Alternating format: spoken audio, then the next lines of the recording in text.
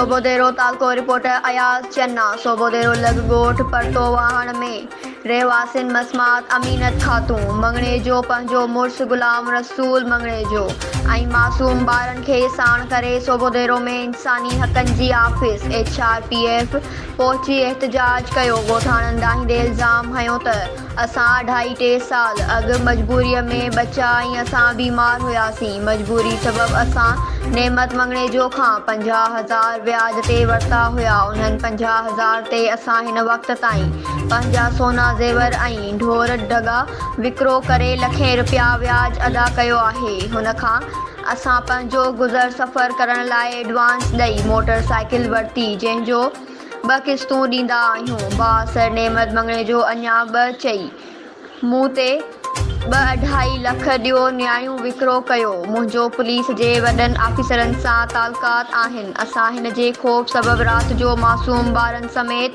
वणनि ऐं कमद जे फसल में सुम्ही ज़िंदगी गुज़ारण ते मजबूर आहियूं। गुज़िरियल राति 2 धमकियूं ॾिनियूं अथसि त तव्हांजे घर ते कब्ज़ो कंदसि या कूड़ो केस दाख़िल कराए तुंहिंजे मुड़ुस खे जेल मोकिलींदसि। ॻोठाणनि chief justice supreme court IG सिंध SSP खेरपुर खे अपील कई त व्याजी नेमत मंगणे जो ख़िलाफ़ क़दम खणी तहफ़्फ़ुज़ ऐं इंसाफ़ ॾिनो वञे।